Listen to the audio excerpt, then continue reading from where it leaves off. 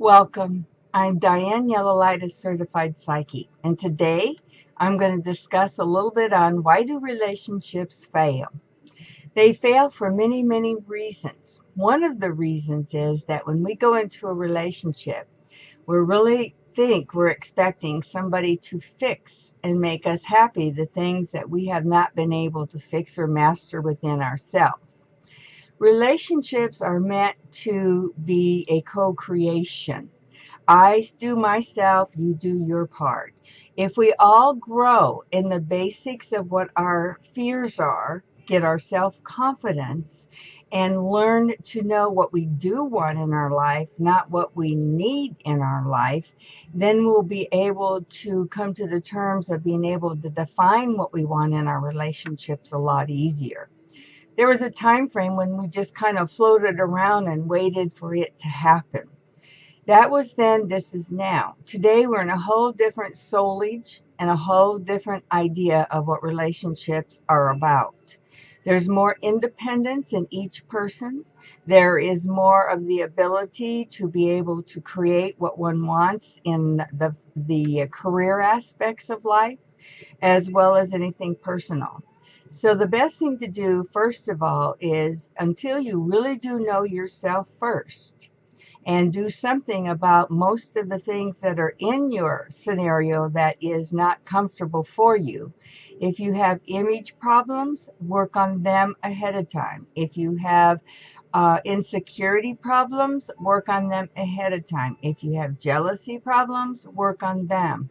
Whatever it is that makes you feel that you're not whole, please do not think that another person can fill that hole for you. They can enhance you and they can help you, but they cannot change what is in you that needs to be changed. We all resist change. We think change means that we can't be ourselves. It is not true. Sometimes our change isn't us and that we need to do, and that's not our authentic self. So we do need to change. Sometimes we need to change our attitude because we've been in a scenario where our attitude has gotten negative. And we will carry that into the next situation. And if you think somebody else can change that negativity, they can help you, but they'll never be able to change it because it is only in the self that we have the power to make the necessary changes. And it's how we see these changes is how our attitude is affected as to what we believe we can and cannot do. So you need to understand and ask yourself that relationships are there for we can enhance and share. They're really not there to fix each other. We thought that at one time, but it never did work. So what is important is, and all of us do know the things that are our problems. You know if you have jealousy, you know if you're insecure, you know if you have body image problems, you know exactly what it is that is not working for you. So the best thing to do, and you have to ask yourself, if this isn't working for me and I need to change this, what can I do to change this in myself so I can become more whole, so that when I have a relationship, I can be more adult and more mature in my thinking, and I don't go into reacting, I go into responding. We react way too much because we're very delicate and sensitive inside, especially if we don't know we are okay.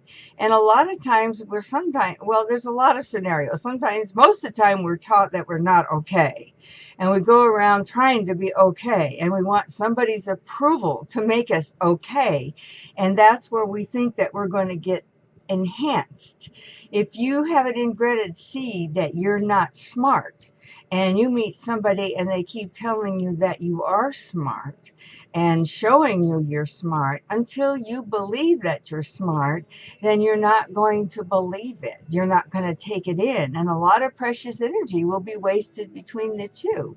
So if you're not smart, what would you do about it? You would become smart. Whatever it is that you need to do, get educated in some way so that you feel comfortable that you are more of who you authentically are in your ability to be smart. That's just one example. We have lots of examples. Women have a lot of self-image issues as to how they look, how they walk, how they feel, how they talk. Men have a lot of overconfident issues of I am this and I'm that, and they don't look at the reality of who they really are. It's just the difference between men and women. Men are usually not as emotional and more into the mindset and more of a factual thing. Women are the opposite. They're not so factual, they're more emotional and feeling. We need to work with what we do have. And if you've got a lot of things that are bugging you about yourself, that's exactly why we have a lifetime, so that we can work them all out. For somewhere along the line, we can become fairly content with ourselves. I don't think we're ever going to be 100% happy with ourselves, but we certainly can come to the terms that we like ourselves and that we're okay with ourselves and that we know what our shortcomings are. And if there's some of those shortcomings that just are not able to be regrouped or redesigned, then there has to be the acceptance of letting go that it's not okay, that it is okay to be who you are. If you're impatient, you can improve on it. If you don't like yourself, you can find ways to fall in love with yourself better. If you don't like to cook, maybe you can learn to cook, but it doesn't mean you have to be a master chef. What we have to do is pick and choose in our life exactly what we want to do, who we want to be, and where we want to go. The first years of our life, we do learn from our surroundings what we think the people in our lives think that we are or should be or need to be. It's only a small blueprint so we can learn the basics to getting going. As we get a little further and we start to get into our teens, we start thinking, oh, wait a minute, I'm not that, and I don't want to do that, and I don't want to be that. We aren't taught to think for ourselves, and I'm going to talk about this on another video. We must learn to think for ourselves. We look for answers outside of ourselves all the time. Those answers can only be a certain percent accurate. So they have to come from within. They have to come from our experiences. They have to come from our learning and wanting and have the desire to be the fullest that we can be. We're given a life of a lot of opportunities in ourselves to develop what we do want. I'm not talking about personal gain and financial. I'm talking about the spiritual, emotional aspect right at this time frame. You are responsible for how you see that. I've seen many people come out of families that had no soulage whatsoever, and they turned it out to be beautiful souls that helped and loved people. I've seen people come out of families that had beautiful soulage, and they became ugly, mean souls that didn't love or care about anybody. So it's not all what we're given at our birth and our childhood. It's important, but however, what's more important is that in our hearts, in our souls, we all know when we're doing something that is not to the highest good of self or others. We all know when we're cheating life. We all know when we're cheating others. We all know when we're cheating the gift that we have to be here. The great thing about divinity is it loves each and every one of us so much that it says you have a lifetime to put it all together according to what you want. If you want to have 10 rewards into your cup, that's fine. But if you want 100, go for it.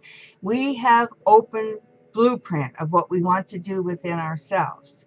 So I know that this seems to be difficult at times, and it's not. The difficult part is getting started. Most of us do not know how to get started. Then when we do, we get an upper high. And then when it doesn't quickly move into where we want, we get down, we get depressed, and we stop.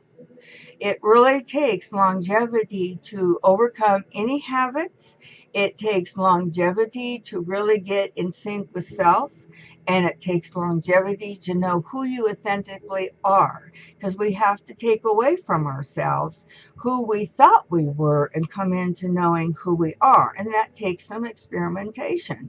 That takes some openness. That takes some thinking. That takes some talking with divinity. That takes listening to your heart and your soul. If your heart and soul says you want to be and do something and it's against what other people would think you should do, then you must follow thyself first. That is the only way you can start self-love, is doing self. Then somewhere along the line, when you gather yourself love enough, then you can turn and have love for others and co-create with them.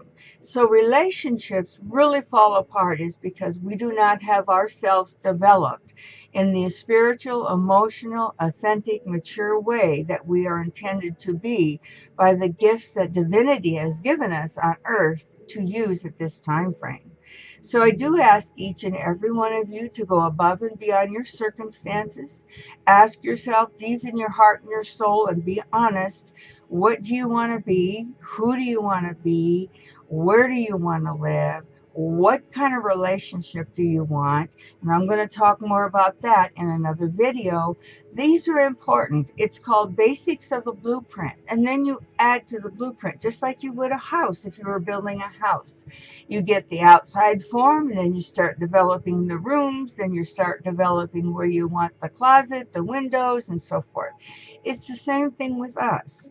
We must learn to develop our own blueprint and work with the gifts that we were given. And we're given a lot more than we give ourselves credit for because we don't use all of our ability. And then when you get comfortable with that, then you can be more at ease to be able to co-create, not live through another person in a relationship, but co-create with them so that they can be a free spirit, you can be a free spirit under the same rules that make you both be happy, content, and balanced. So I hope each and every one of you today think and ponder upon what I've said and find that key inside of you so that you can start today. Every day is precious, living the authentic part of who you really are, so that when you get down to the end of the road, you'll be glad that you can say, you know, I had a great life, a full life. I made some mistakes. I have a few regrets, but I'm leaving this planet knowing authentically who I am, and it's the person I want to be, and I love myself for being it. And whatever you choose that to be, that is what you will go with. And some people may like to do things more negatively. The most important thing is you won't find the love and the peace if you choose to do so. Only love, peace, and unconditional love can come through the authenticity of love of self and love of others. So until next time, do what you have to do, get where you got to go, put a smile on your face, and know that you can be better than you are, and trust in the process of divinity. And one day you'll look around and say, wow, I'm really glad I did this. So until next time, I'll be talking to you soon. Take care of yourself, and I'll see you soon. Bye-bye.